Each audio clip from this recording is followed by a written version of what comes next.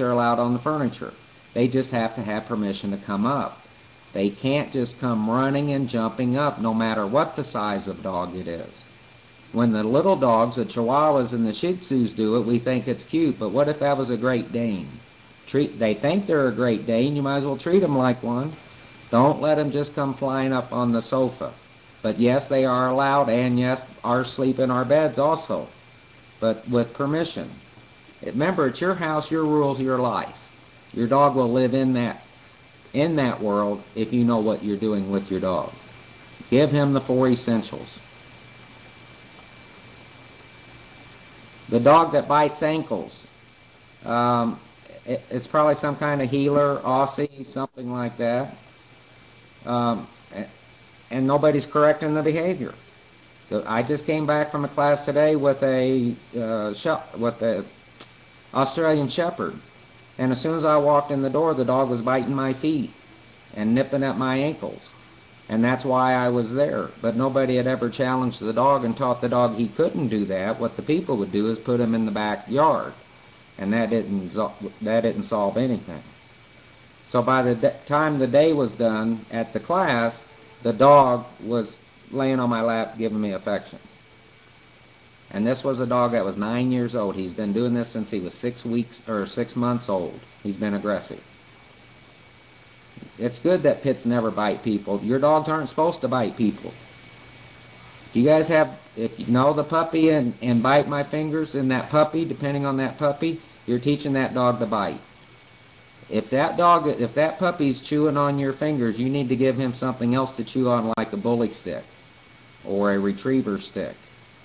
All he's trying to tell you is, Mommy, my teeth hurt. He's not chewing on you because he loves you. I hope the person with the chewing dogs got that.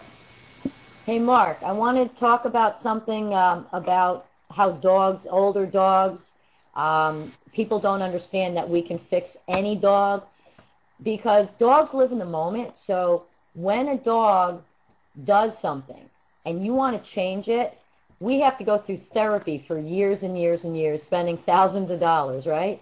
But guess what? Think about it. If you give up a dog, you give it away. Within a couple of weeks, the dog, yeah, it'll remember you, but it's not thinking about you anymore. Dogs can live in the moment. They change. So if you have a dog who's been biting or jumping or barking, like I had a dog, a 2-year-old dog I did last week, and Anna, that we will have a dog whisperer near you. Help us get the word out there. We hopefully are going to the UK this year anyway, but anybody who knows anyone anywhere who loves dogs, please give them my email address. It's njdogwhisperer@aol.com. We'll put that up if somebody wants to write it, njdogwhisperer@aol.com.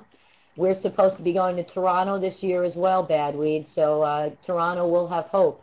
Find us people that we can train to do this.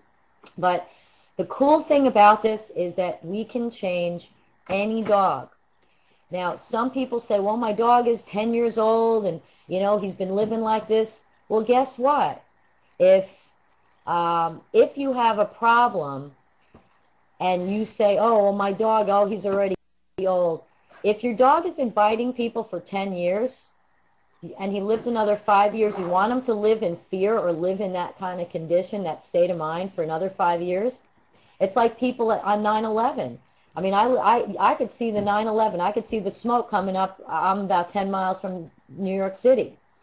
But guess what? I didn't have to be a brain surgeon to realize that in order to travel around the country helping people and helping dogs and helping Mark to get the message out there that we can help these dogs, that there's hope, I wouldn't have gotten on an airplane again. I was supposed to be on that plane that crashed in Pennsylvania. So you think I want to get on a plane again? But I had to learn how to live in the moment, because in the moment, you have to just deal with what's happening.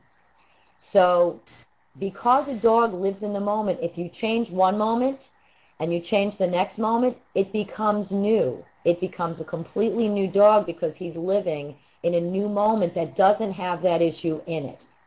Exactly what Mark says. We don't teach tricks. We don't care if a dog is sitting, lying down, high five, that's cute. But you know what the problem is? We don't train dogs.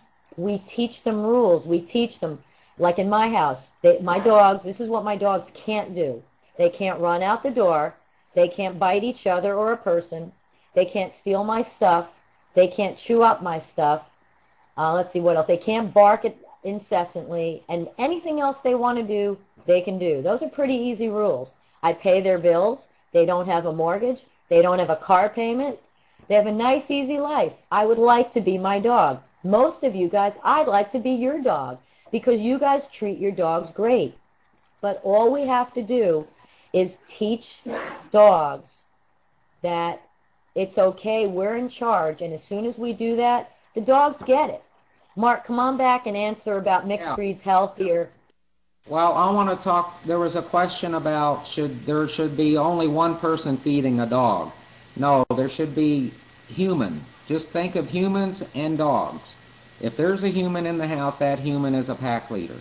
All the humans, even the children, the babies, even cats can be pack leaders, especially the lady with the Jack Russells. If you've got cats, good luck. But you've got to feed the dogs after a walk. It doesn't matter who does it. The kids can take the dog for a walk and come back and get ready for school. You can feed the dog. It doesn't matter who feeds the dog. It's how it's fed. It's when it's fed. It's where it's fed. So what was the question that you had? Mixed breeds can be healthier?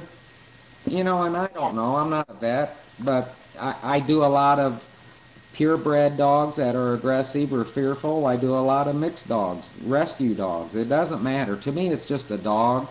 I don't look at a dog as a breed. I look at the dog as a canine with a problem, with an issue that I can help with.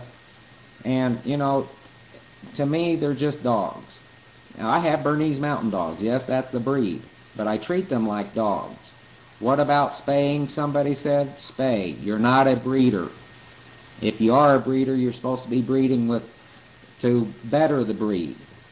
If you don't know the breed and the breed standards, you shouldn't be breeding. So, but that's just my opinion. Get your dog spayed and neutered. That's the best thing you can do for your dog. All right, any other questions that I should answer? We've got a couple of hands up. Perhaps you'd like to take some of the people with their hands up. We've got Sylvia from Argentina. Okay, go ahead, Sylvia. Hey, Sylvia.